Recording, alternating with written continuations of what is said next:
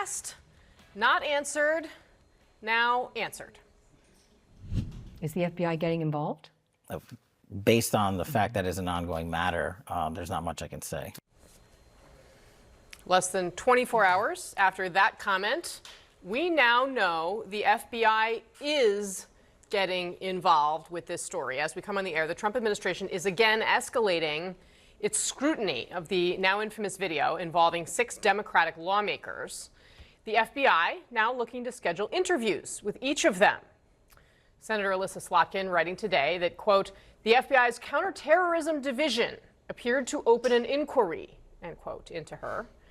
And in a joint statement today, some of the lawmakers said the president is, quote, using the FBI as a tool to intimidate and harass members of Congress.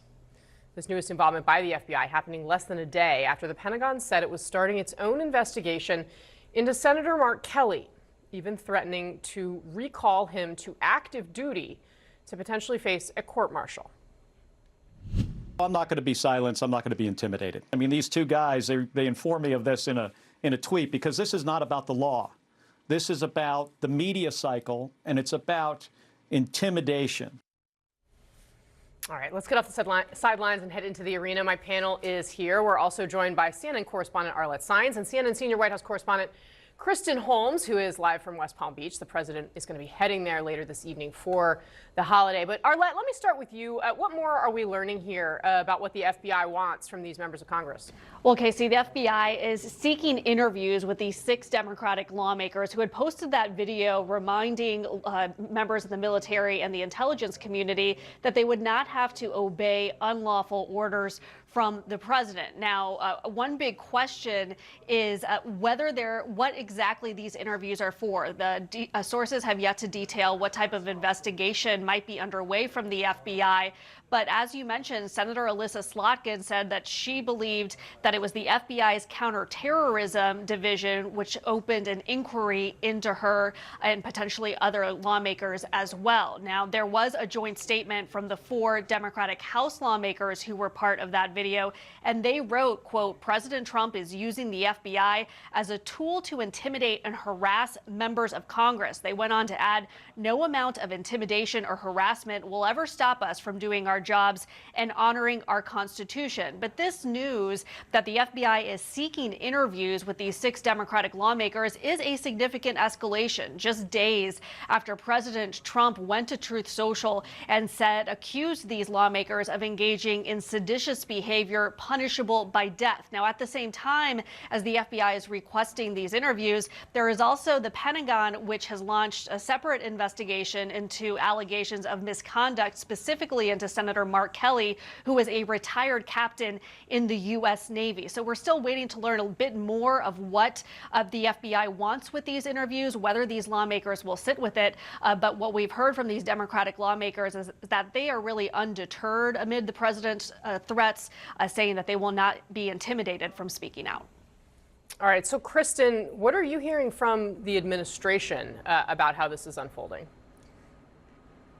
Yeah, I mean, Casey, same on the side of the administration. They're undeterred. This is something that they want. President Trump himself wants these investigations. We know that the White House supports this. They know about it, and that they want these kinds of investigations brought into anyone who they believe challenges President Trump. Now, in this case in particular, you heard Arlette talking there about some of the things that President Trump had said.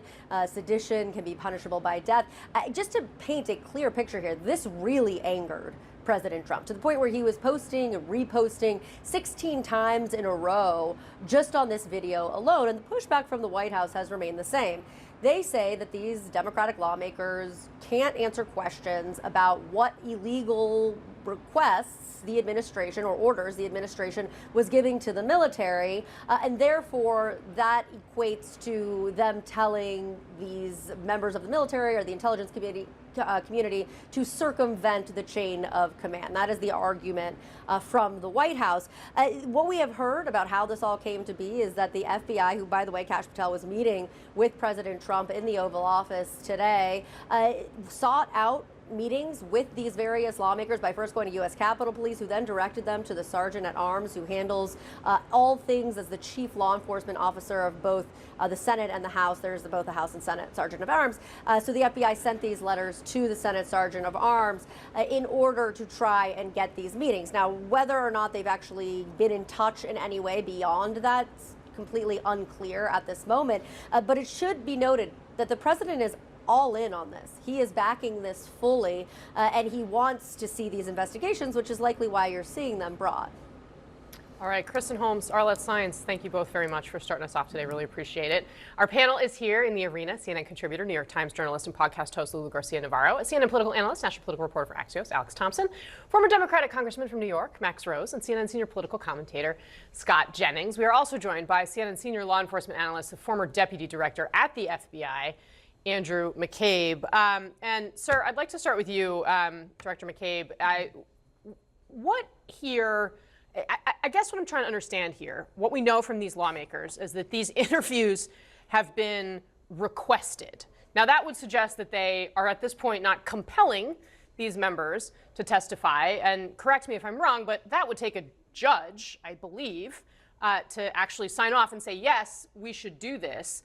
What is your understanding of what the counterterrorism division at the FBI could possibly be investigating about a video that 6 Democratic members of Congress put together and put on the internet? Well, Casey, I can't tell you exactly what they're thinking, but I can tell you what they shouldn't be doing. And what they shouldn't be doing here is anything with respect to this whole issue. And this is not a close call by any stretch. So you cannot conduct investigative activity for anything if the factual predication or the basis of that request to initiate investigative activity is based solely on First Amendment protected activity. And that is exactly what we have here. This is like the red hot molten core of First Amendment protected activity. These are political people engaged in political speech. There is no, to my understanding of the reporting, there is no alleged conduct or behavior or efforts to actually contact people in the military and convince them to do something illegal or to take those steps themselves. None of that. This is entirely First Amendment protected activity. And Director Patel's comments today that he was going to leave it up to the career agents and analysts in the FBI to determine whether or not there was adequate predication is also wrong. And I think reveals once again that he has little understanding for how the FBI works.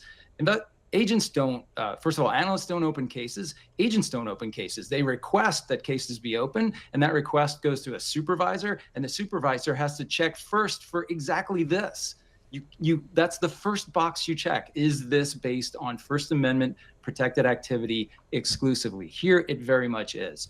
What's more, to go forward and open a case on a member of Congress, a sitting elected political leader, by definition makes it a sensitive investigative matter. And that request would have to be approved by the chief counsel of the field office. It has to go to headquarters, get approved there. DOJ has to get notified within 14 days. So at every one of those levels, someone hopefully would have the good sense to say, there is no business for the FBI here. And that's what they should be doing with this.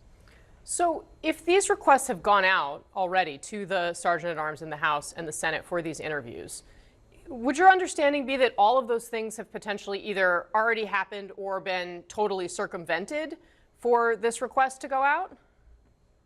I think either is possible, and I'd really like to know exactly what was the argument, what's the threat, and what is the information that they have that some sort of threat might exist. What is the predication and the reason for this, and how do they possibly overcome the concern of First Amendment protected activity being the only basis for this investigation?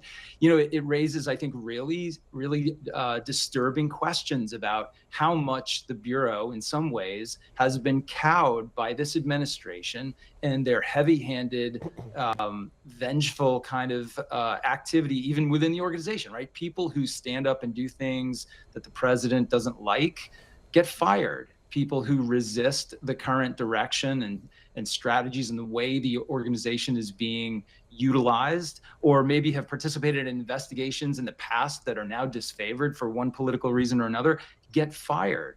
And the danger of doing that is exactly this. You cow the organization and some of its leadership into approving things and engaging in things that they know they shouldn't do, but they go along with the pressure that's been applied on them.